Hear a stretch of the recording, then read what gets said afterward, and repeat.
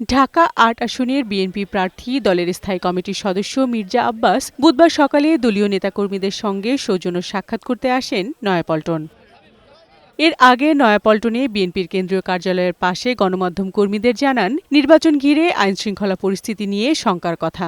আইনশৃঙ্খলা পরিস্থিতি খারাপ করতে কিছু প্রার্থী উস্কানিমূলক কথাবার্তা বলছে।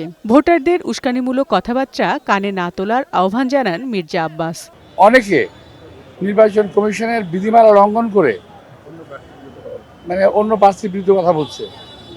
আমি ওগুলো বলতে চাই না, কিন্তু আমি খেয়াল করছি যে উদ্দেশ্যমূলকভাবে উস্কানিমূলক কথাবার্তা বলছে, যাতে আমরা একটু ইরিটেট হই, যাতে একটা কোনোরকম ঘটনা ঘটে। তো আমাদের নেতা কর্মীরা অত্যন্ত সুশৃঙ্খল, শান্ত এবং তারা কোনো রকম উস্কানিতে পা দিবে না।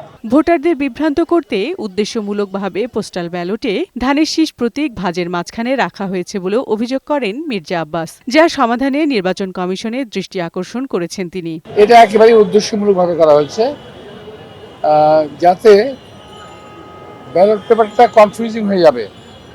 সিল মারার পরে এটা কনফিউজিং হয়ে যাবে। যে এটাকে আমি মনে করি নির্বাচন কমিশনের এটাকে ঠিক করা উচিত ইমিডিয়েটলি, এবং এটা ঠিক না করে ব্যালট পেপার কোথায় যাওয়াও ঠিক না। আমি আশা করব নির্বাচন কমিশন এটাকে দিকে সুদৃষ্টি দেবেন। এ সময় ঢাকা ৮ আসনের এনসিপির প্রার্থী শাহজাহানপুর ঘেরাও করার ঘোষণার সমালোচনা করে মির্জা আব্বাস বলেন, সব জায়গায় মবক্রেসি চলে না।